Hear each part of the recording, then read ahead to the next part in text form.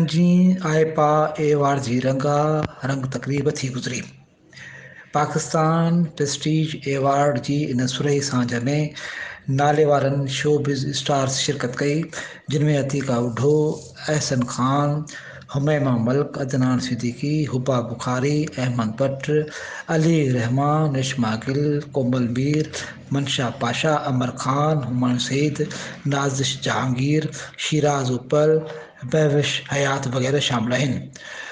आईपा award show खे एहसन खान, हुब्बा बुखारी, मंशा पाशा ऐं अहमद भट्ट होस्ट कयो। एवार्ड फिल्म, टीवी ऐं फैशन जे शोबे में ॾिना विया। फिल्म जे शोबे में बहितरीन फिल्म जो एवार्ड मैं लंदन नहीं जाऊंगा जे हिस्से में आयो। इन फिल्म ते हुमायूं सईद बहितरीन फिल्म अदाकार ऐं महविश हयात बहितरीन फिल्म अदाकारा जो एवार्ड माणियो। बहितरीन मुआविन अदाकार जो एवार्ड सोहेल अहमद जे हिस्से में आयो, जॾहिं त बहितरीन फिल्म डायरेक्टर जो एवार्ड एहतशामुद्दीन फिल्म दम बस दम ते हासिल कयो। टीवी जे शोबे में एहसन खान बहितरीन टीवी अदाकार ऐं हुब्बा बुखारी बहितरीन टीवी अदाकारा जो एवार्ड हासिल कयो, जॾहिं त बहितरीन टीवी स्क्रीन कपल जो एवार्ड पिणु हुब्बा बुखारी ऐं एहसन खान जे हिस्से में आयो।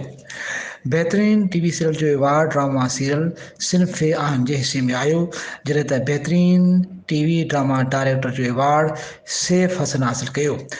उन खां सवाइ जिन ॿियनि स्टार्स एवार्ड्स माणिया, उन्हनि में हानिया आमिर, कोमल मीर, माहम रज़ा, ईमान फातिमा ऐं निमराज जेकब शामिल आहिनि। लाइफ टाइम अचीवमेंट एवार्ड हम टीवी नेटवर्क जी सरबराह सुल्ताना सिद्दीकी ऐं अतीका उढो खे ॾिनो वियो। एवार्ड तक़रीब मैनचेस्टर बर्तानिया में मुनक़िद कई वई।